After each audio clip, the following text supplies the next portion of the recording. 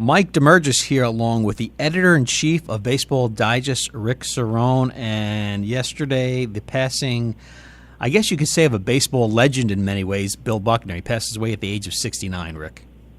Yeah, thank you, Mike. And I can't think of when I was last as shocked as I was by the news that yesterday was texted to me by my son, who works for the Padres AAA affiliate in El Paso, and sent me a text that said Bill Buckner died, and I just couldn't believe it because I had no knowledge of his illness. And unlike others who have passed this year, including Frank Robinson, I didn't expect this, and I felt so terribly sad about it, but kind of felt a little gratified in that he had kind of been re-embraced by Red Sox Nation, and I think he died at peace. And before we get into that, because you were there in Game 6, 1986, Buckner, a career .289 hitter. He batted .299 or better 9 times, better than 308 times. Batting champ 1980, 2,715 career hits, and never struck out 40 times in a season. Really, a renaissance man when it came to hitting. It's funny. I first encountered Bill Buckner when I was editing another magazine, Baseball Quarterly, which became Baseball Magazine, back in the late 70s. And we actually had Bill Buckner, when he was with the Cubs, along with Bobby Mercer, on one of our covers. We actually did regional covers for one issue, and the Midwest cover was Bill Buckner and Bobby Mercer, and I think the title was something like "One Man's Dream is Another Man's Nightmare," and Buckner living the dream with the Cubs, and for Mercer not so much. But at that time, he was one of the premier hitters in baseball. Won the National League batting title in 1980. I was a little surprised to look back and realize that he only made the All-Star team one time in his career. But obviously what people remember, and unfortunately, is, Game 6. Yeah, and take us back to Game 6. Red Sox had the World Series, 2 outs. Mets had a 1% chance of actually winning the game. Do you believe that too much emphasis is placed on Buckner actually blowing this game? Because let's face it, the Red Sox had a chance to win this game. The following day, they were up 3-0 in the 6th inning. Red Sox win the World Series in 7 games. No one really even talks about this. Or if Dave Stapleton, the normal last inning defensive replacement, is put out there, it might not happen either. Although I think anybody would have had trouble with that ball, also beating Mookie Wilson to the bag, though the game might not have been won there. I don't know that Mookie would have been beat to the bag, but I remember I was standing in the press box in my role with the commissioner's office. You could not have had a better view of this from the level, the height I was at, and where I was standing in the press box was looking straight up the first base line. So what I remember about it first is that a couple of minutes before, when there's 2 outs and nobody on, so you talk about, did Bill Buckner lose that game? He didn't put this runner on, or Kevin Mitchell, or Gary Carter, or this, a lot led up to that one play. But while I'm watching the game, the 2 Red Sox PR people are literally in tears and hugging each other, almost like the game was over. So my first reaction was, whoa, a little soon. And then the scoreboard puts up, congratulations, Red Sox, 1986 world champions, just for a second, but it was up there. And then we set up the situation where Mookie Wilson hits this little roller, and when the ball was hit, you're not going to believe this, I said the word trouble, because from my angle, it was like he hit a billiard ball, like a cue shot. It wasn't bouncing like straight up and down. It had this spin to it. And I could see from the minute it got 45 feet up the line, Buckner was going to have a problem with this.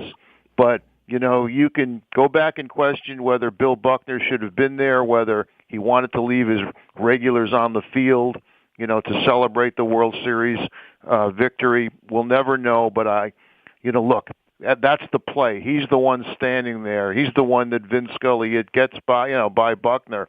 He had to take it, and when you look at it, I don't think anybody could have handled it better than Bill Buckner did over many years.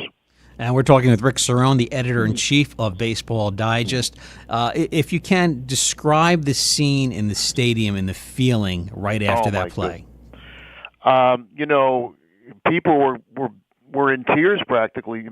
You could just look at the highlights of the dugout and looking at Davy Johnson and Mel Stottlemyre. And, Keith Hernandez is in the clubhouse. Doesn't even have his uniform on anymore. It's just, everything is set up in the Red Sox clubhouse. Bob Costas is in there. The lockers are draped with plastic. The champagne is in the clubhouse. Mrs. Yawkey is there, as I remember. And then bedlam, just bedlam. I mean, the press box and the broadcast booth on the level, which was a specific level of a ring around Shea Stadium, was literally moving up and down.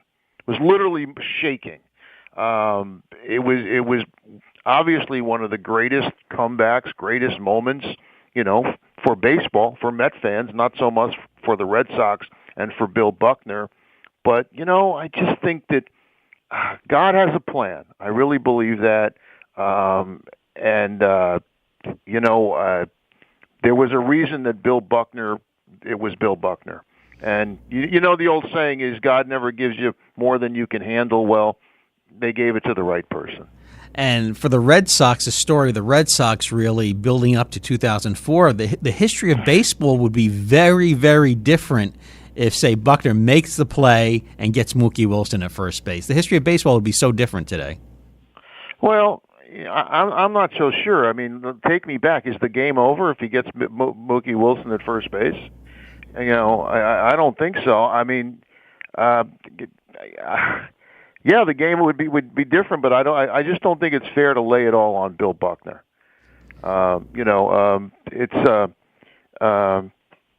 just don't think it would be fair to lay it all on Bill Buckner. A lot happened in that inning to transpire that led to the Mets winning that game. And then the next night, remember, there was a Game 7. It wasn't the next night because of rain, but 2 nights later, and the Red Sox had a 3-0 lead.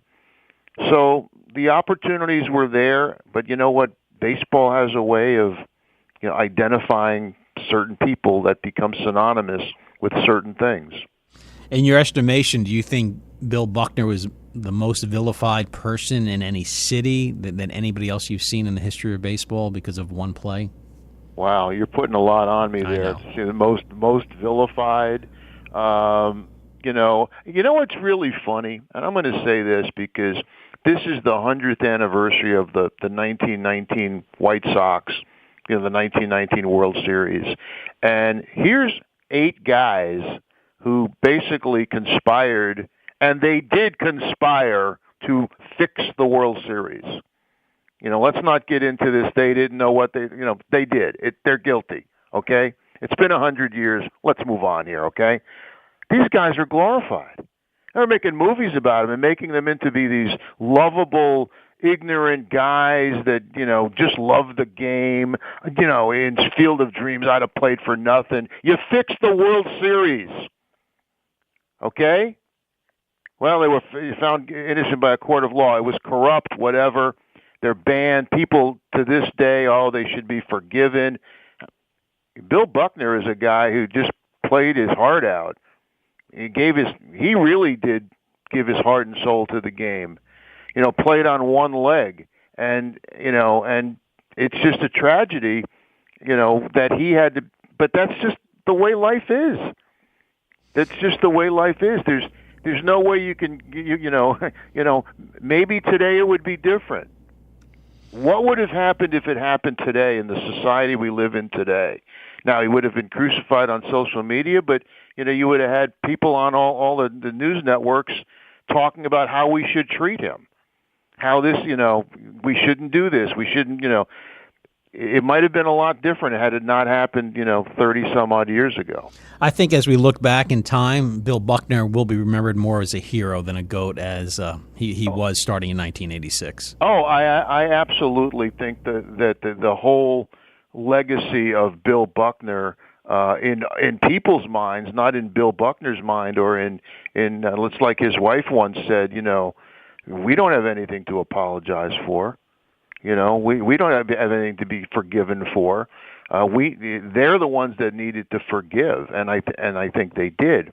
But I think Bill Buckner's legacy is going to be one of a terrific player, a really good hitter, a very courageous person who lived with this and then had fun with it.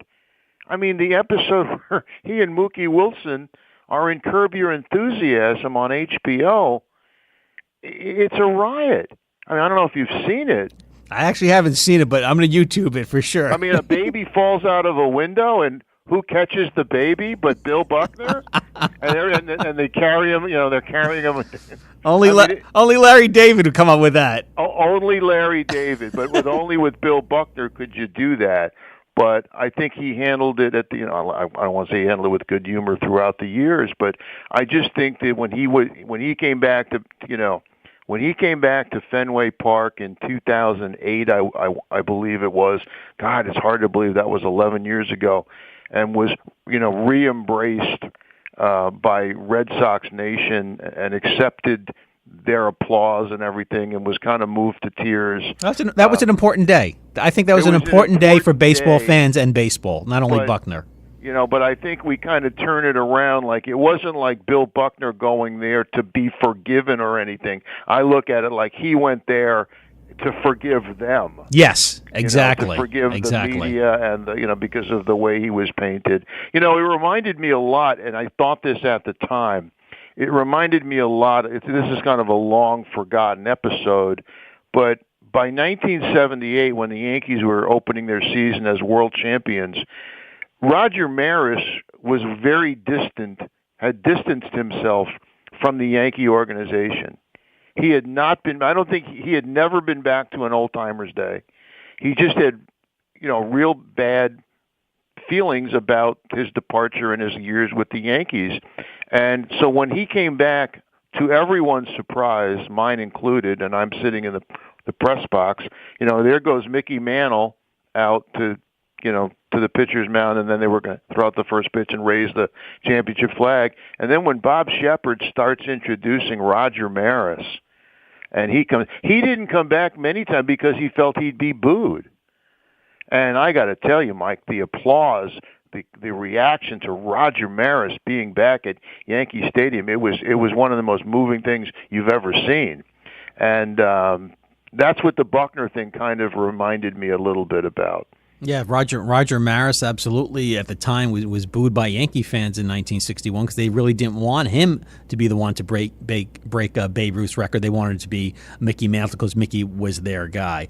Talking with Rick Cerrone, editor-in-chief of Baseball Digest, and if you haven't seen the magazine, it is sensational. Tell us what you got working on in the upcoming issues, Rick. Well, we've got an issue out right now on the stands with Bryce Harper and Manny Machado on the cover. It's our May-June issue, which I'm really proud of. Lots of great features.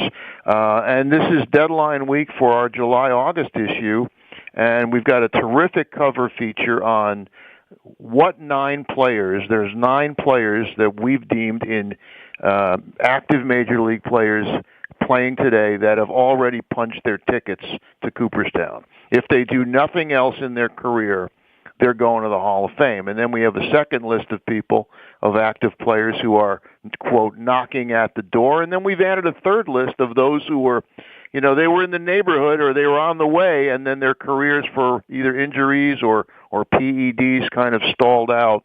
But really proud of that. And then our Q&A for that issue, and I'm really proud of this, as you would know, Mike, is going to be the first unanimous Hall of Famer as he goes into Cooperstown, and that's Mariano Rivera. And quickly, with Rivera, did you think he was going to be what he was when he first came up with the Yankees? Because you were there at the time when no one knew who Rivera was.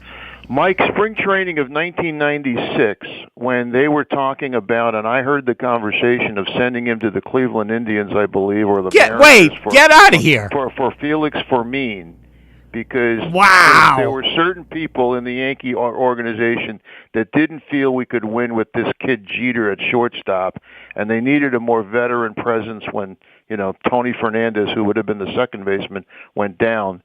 But anyway, I remember saying to Joe Torre, Joe, this is going to be the greatest closer in the history of baseball. No, I'm kidding. Obviously, he was a starting pitcher when we got him in spring training in '96. He was still, he was only then made the setup guy. So no one could have ever, with him or Jeter, that they would reach the levels that they would. But the one thing I will tell you is, talking specifically about Mariano, and I've known Mariano Rivera since, I had him as a young kid, 25 years old in 1996 in spring training, met him he's the same guy. He's the same humble, respectful, and I'll tell you one thing about the interview. I asked him about what he learned from his father, and the first words out of his mouth were, the first answer to the question was manners. He taught me the importance of manners and other things as well, which we'll get into in the interview. But he's, Mariano Rivera is the kind of person that you wish only good things for, because he's such a good individual and has everybody's interest at heart. Well, Mariano Rivera, a unanimous Hall of Famer, a class act, to put it. And Rick, you're a class act, and editor-in-chief of a classy magazine that's been revitalized in Baseball Digest. Catch it if you can. You can get it the online version. You can pick it up at the newsstands. Dynamite stuff to read on the train, on a plane, anywhere else. And it's bigger than the old magazine used to be. It's a larger size, so it has that big magazine feel. Rick, thanks so much for joining us. Anytime, Mike.